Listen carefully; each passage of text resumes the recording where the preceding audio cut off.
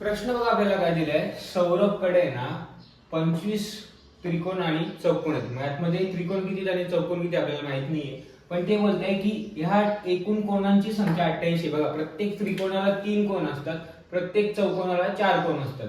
जर आपण ह्या चौकोनांच्या आणि या त्रिकोणांच्या कोणांची बेरीज केली तर ती 88 यायला पाहिजे.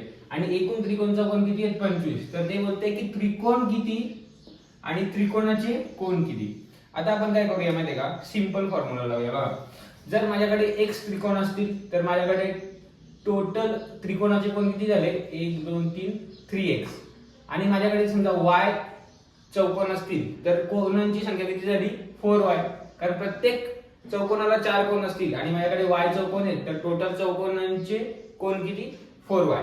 आणि आता बघा, त्यांनी सांगितले की टोटल कोणांची संख्या आहे 88 आणि माझ्याकडे x त्रिकोण आहेत आणि y चौकोन आहेत, त्यांची बेरीज त्यांनी सांगितली 25. मग आपण काय करूया, x + y ला 25 लिहूया. आता आपल्याला कसली व्हॅल्यू फाइंड करायची. तर बघा, दोन इक्वेशन तर माझ्याकडे आले. आता ह्या दोन इक्वेशनला सॉल्व्ह करताना मी x ला 0 करू शकतो किंवा y ला 0 करू शकतो, पण मला त्यांनी सांगितले की त्रिकोणांची संख्या काढा. मग आपण काय करूया, y ला 0 करूया. बघा, आता याला आपण ना 4 ने मल्टिप्लाय करूया, 4x करूया, 4y करूया आणि 25 चौक किती झाले, 100 करूया. आता ह्या इक्वेशनला या इक्वेशन आपण मायनस करूया. बघा, आता 3x आणि 4y = 88 सगळे मायनस झाले. ठीक आहे.